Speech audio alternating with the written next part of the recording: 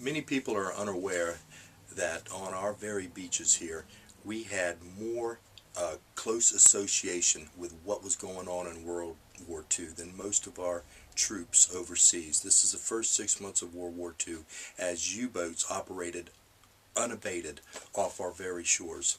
As a matter of fact, you can still find residue of the millions of gallons of oil and fuel that were washing up our beach on our beaches. It has become globulated over time.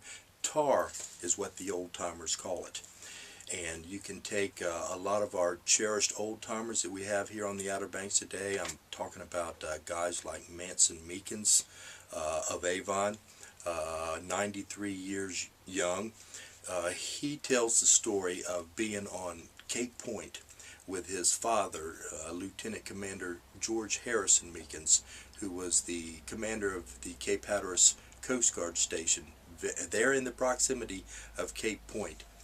Standing on Cape Point with his father, Manson recalls counting the superstructures, the sunken hulks of ships surrounding Cape Point, 12 at one time. That is becoming ancient history in our country, World War II, but this is a sacrifice that our soldiers, our sailors made, but also the people of this country made.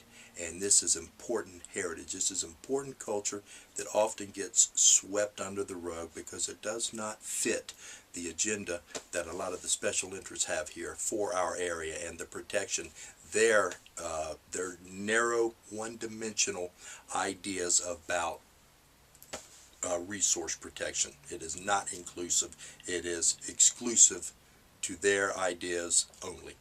If there's a question that these beaches have cultural significance, it would be a good idea to look back about 100 years ago when recreational fishing really began to take off out here. You had guys like Nace Jeanette, who was the game warden for years at Cape Hatteras. You had gentlemen like Captain Burness Balance, who were out there handlining channel bass. This is in the days when rods and reels were definitely a luxury. They were actually more specific to England and parts of Europe than they were to us. But you had visionaries out here who had visions of the recreational aspects and what this could provide for our people. I'm talking about guys like John and Henry Phipps, who were the founders of what is U.S. Steel today.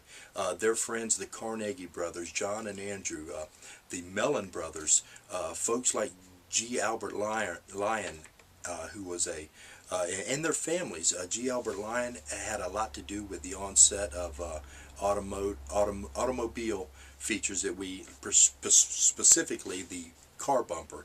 These guys were here. They depended on locals.